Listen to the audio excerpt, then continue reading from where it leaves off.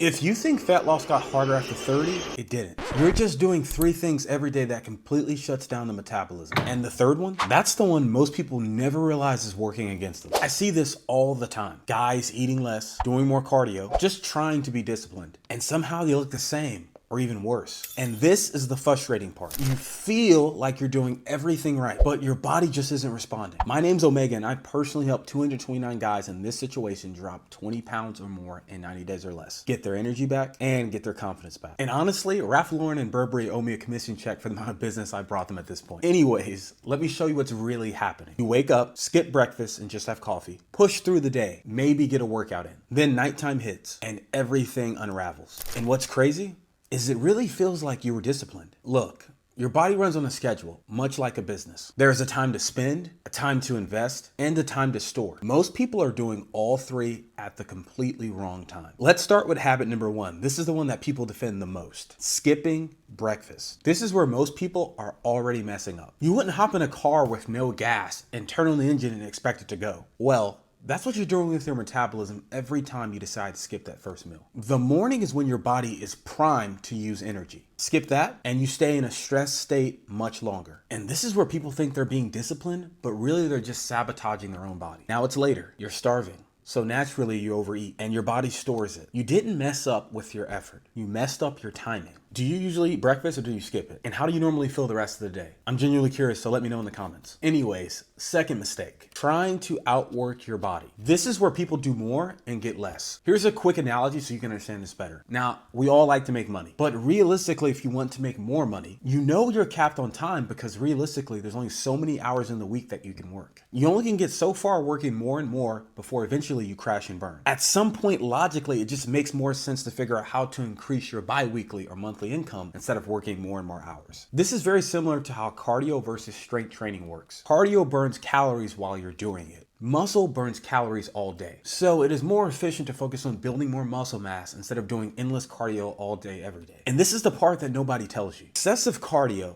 especially if it's done fasted, can completely wreck your adrenal glands and your thyroid output. This leads to you feeling more tired, more hungry, and eventually losing more muscle. So now your metabolism is slower than when you started. This isn't speeding up fat loss. It's just wearing your body down. Cardio bunnies, feel free to attack me in the comments. Now the third one. This is the one that I mentioned earlier. The one most people don't even realize. And it's medication. And over-reliance on medication is like putting tape over your check engine light instead of just fixing the engine. If you're on medication and you've been struggling to lose fat, I'm gonna list 5 major side effects that could be impacting you. And number 5 might piss you off. Number 1, increased hunger. Some medications blunt satiety or increase cravings, leaving you to feel hungry even when you've eaten enough. This might make you feel like you lack discipline, but in reality, your hunger signals are being manipulated. Number 2 is energy suppression, fatigue, sluggishness, and low drive. This makes training inconsistent or just lower quality. You're trying to push your body with a system that's running on a low battery. Number 3 is hormonal disruption. This can affect testosterone, estrogen balance, and cortisol patterns, increasing fat storage, especially around the midsection. Your body decides whether to burn or to store based solely on your hormones. If that is off, everything is harder. Number 4 is blood sugar instability. Some medications impact insulin sensitivity.